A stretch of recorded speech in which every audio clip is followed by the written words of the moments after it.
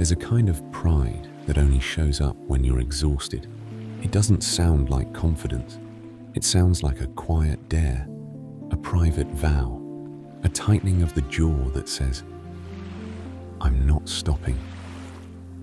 Not now. Not when everyone expects me to keep going. Not when I've already carried this much. And maybe nobody else sees the moment you make that vow. Maybe you're alone in your kitchen, staring at the day ahead like it's a wall. Maybe you're in your car, gripping the steering wheel, trying to summon a version of yourself that used to appear on command. Maybe you're in bed at night, telling your body you'll listen later, you'll rest later, you'll feel later, just not today. But your body hears that vow, and over time, it starts responding to your pushing through the way any living system responds when it's treated like an infinite resource. It begins to charge you interest. So let me ask you the question most people avoid until the crash forces it. What if the thing you call discipline is actually an overdraft, and your health has been quietly paying the bill for years? Because pushing through has a hidden cost. And it's not just fatigue. It's the slow erosion of your signal clarity, the weakening of your trust in your own body, the way rest starts feeling unsafe, like you're falling behind, like you're failing, like you're losing the only thing that ever made you feel valuable. And once that happens, exhaustion stops being a symptom. It becomes a lifestyle you defend. You know this pattern because you live inside it. You wake up already behind, even if nothing has technically happened yet. Your brain starts sprinting before your feet hit the floor. You tell yourself you'll catch up on the weekend, but the weekend comes and you can't fully rest, because resting makes you feel exposed. So you keep moving, half-charged, running on caffeine, adrenaline, responsibility, and the strange fear that if you slow down, everything will fall apart. Sometimes you don't even feel tired the way people describe tired. You feel hollow, or brittle, or wired in a way that makes your skin too tight. You feel like your nervous system is humming, but your muscles are heavy. You feel overstimulated and underpowered at the same time. And you start making it mean something about you. Maybe you think you're just not built for balance. Maybe you think you're someone who has to earn rest. Maybe you think other people can take breaks because their lives are easier. And you can't because you're carrying more. Or maybe you don't even talk about it anymore. You just normalize it. You joke about it. You build your personality around it. You become the person who always shows up, always produces, always pushes through, until the pushing becomes the only way you know how to exist. And the pain underneath that isn't just physical. It's the loneliness of needing your body to keep up with your life and feeling it hesitate. It's the shame of thinking you should be grateful, you should be strong, you should be able to handle what you handled before. It's the fear of what happens if you admit the truth. You're tired in a way that isn't fixed by one good night of sleep, because what you're experiencing isn't a single bad day. It's a rhythm problem. And rhythm problems don't resolve through willpower. They resolve through alignment. Here's the revelation that changes how you interpret everything. Your body was never designed to output endlessly. It was designed to move in cycles. Exertion and recovery, expansion and consolidation, effort and repair. And the reason pushing through eventually hurts isn't because you're weak. It's because you're trying to live like a straight line in a world made of circles. This is where numerology becomes a surprisingly grounded lens, because at its core, it isn't mystical fortune-telling. It's a way of reading movement, a way of naming patterns of intensity and patterns of pause, a way of understanding that different phases of life demand different kinds of energy, and that forcing the wrong energy in the wrong phase creates friction. If you've been stuck in the belief that your only options are grind or collapse, numerology offers a third option: timing. It says there are seasons of 1 energy: initiation, ignition, starting again. There are seasons of 8 energy: output, ambition, building, carrying weight, proving capacity. And then there are seasons of 7 energy: consolidation, reflection, repair, internal recalibration, the part that looks quiet from the outside, but determines whether you can sustain what you built. Most people worship 8 and resent 7. They call 8 discipline and call 7 falling off. But your health doesn't see it that way. Your health knows that 7 is not laziness. 7 is restoration. 7 is integration. 7 is the part of the cycle that turns effort into strength instead of injury. And when you refuse 7 long enough, the body stops asking politely. It creates a shutdown that forces consolidation, because living systems always reclaim balance, either through wisdom or through consequence. So if you've been pushing through and wondering why your body keeps resisting, consider this. Maybe you're not failing at discipline. Maybe you're failing to respect the phase you're in. Numerology has ancient roots that were never meant to be used as shallow labels. In early Greek and Pythagorean traditions, numbers were treated as patterns of harmony and proportion, ways of understanding how reality moves, how tension resolves, how systems stay in balance. In older Egyptian and philosophical lineages, number held symbolic weight as rhythm, not superstition, an attempt to describe the invisible architecture behind visible life. That matters, because when you bring numerology into health, you aren't using it to predict your future. You're using it to interpret your present. You're reading the rhythm you're living in and naming what your body already knows. Some phases are designed for output, and some phases are designed for repair. In modern life, the tragedy is that we've built systems that keep people trapped in 8 energy without end. Endless deliverables, endless optimization, endless performance. And when the body inevitably asks for 7 energy, rest, recovery, recalibration, we treat it like a defect. You can see the cost of that everywhere. You see it in athletes who overtrain, not because they don't know recovery matters, but because the culture rewards more. They ignore small aches, tighten their schedule, chase intensity, and then a tendon tears or a stress fracture appears. An injury that forces months of consolidation they refuse to choose.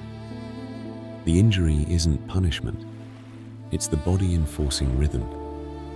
You see it in medical training and high-stakes professions, where people normalize sleep deprivation and chronic stress like it's a badge. Residents, nurses, first responders, people who learn to function under pressure so consistently that their baseline becomes a threat state. And then one day, their immunity collapses, their digestion breaks, their anxiety spikes, Their body can't come down. They aren't fragile. They're paying the cost of living in output without repair. You see it in corporate culture too, where pushing through becomes identity. People skip meals, sit under fluorescent light for 12 hours, answer messages at midnight, and call it commitment. Then the body starts sending subtle warnings. Brain fog, headaches, back pain, insomnia, irritability. The person keeps going until the warnings become louder. Panic attacks, chronic fatigue, autoimmune flares, sudden inability to focus. The collapse looks sudden, but the math was happening the whole time. Even public figures show this pattern in ways the internet rarely interprets with compassion. When high performers step back, when an athlete pauses for mental and physical health, when an artist cancels a tour, when someone disappears for a season, people argue about toughness. But what you're often witnessing is 7 energy claiming space after years of relentless 8. Not weakness, rhythm correction. Numerology would name this as imbalance. You've been spending 8 like a currency with no limit, and your body is asking for 7 as repayment. Not to steal your life, but to keep you alive inside it. And once you see that, the guilt starts losing its grip. Because the question stops being, why can't I push through? And becomes, why have I been living like rest is optional? So how do you integrate this without turning it into another performance? It begins with a different kind of audit, one that isn't obsessed with productivity, but with cost. Notice the places you push through automatically. Notice what you override. Notice what you call normal, that your body calls expensive. The point isn't to judge yourself. The point is to finally read the receipt. Then start identifying what your 7 looks like in real life, not fantasy. For some people, 7 is sleep that starts at the same time most nights, even if your mind complains. For others, 7 is less social output, fewer emotionally demanding conversations, fewer obligations that require you to be on. For others, 7 is nourishment that doesn't come with punishment. Steady meals, hydration, minerals, slow movement, sunlight, warmth. 7 is what repairs you, not what distracts you. You can also practice micro-consolidation, because most people fail at rest by making it too grand. They think rest requires a perfect day, a perfect schedule, a vacation they can't take. But consolidation can happen in minutes. 5 minutes of quiet before you open your phone, a slower walk after lunch, a longer exhale while your shoulders soften, a boundary that says, I'll respond tomorrow, without apology. A choice to stop one task earlier than you normally would, just to prove to your body that you are not its enemy. Another integration is redefining discipline, so it includes restraint. In output culture, discipline only means doing more, but real discipline includes stopping. It includes not emptying yourself just because you can. It includes leaving energy in the tank. It includes saying, I could push through, but I won't, because you respect what that would cost tomorrow. And there's one more shift that's quietly radical. Stop waiting for permission to consolidate. If you've trained yourself to only rest when you're sick, you've made suffering the entry ticket for care. But your body shouldn't have to break to deserve repair. The earlier you choose 7, the less dramatic the consequences need to be. This isn't about becoming a different person overnight. It's about restoring rhythm, one decision at a time, until your nervous system stops living like it's being chased. Because when you stop spending yourself, you don't lose ambition. You gain sustainability. And sustainability is what makes health real.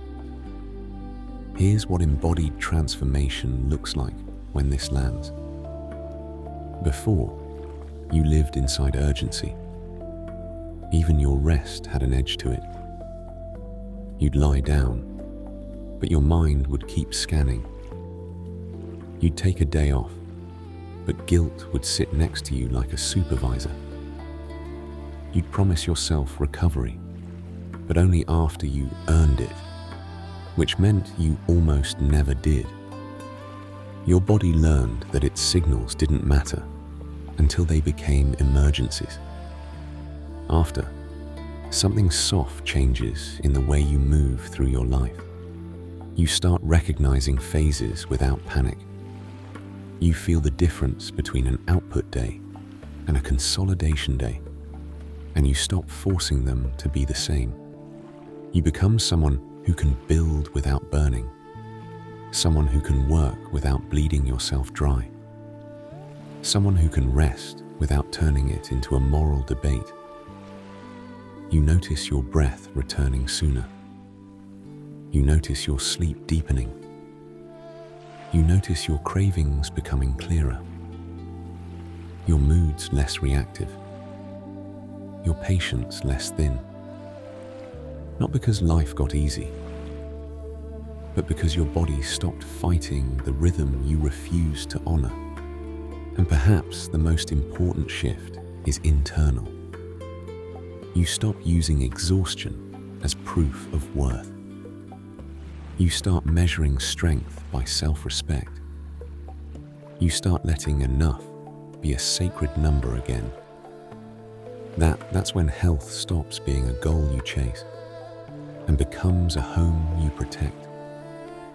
If you're honest, where have you been living in constant output lately? And what would consolidation look like for your body this week? Sleep, nourishment, quiet, fewer demands. If you treated rest as part of the cycle instead of a reward you have to earn, your body is not asking you to quit your life. It's asking you to stop paying for your productivity with your future, because every season of output that ignores repair eventually turns strength into debt. If this episode gave you language for what you've been living, share in the comments what your 7 looks like right now and what you're ready to stop pushing through. Subscribe if you want more grounded teachings that decode these patterns without shame, so you can build a life that doesn't require collapse to feel cared for.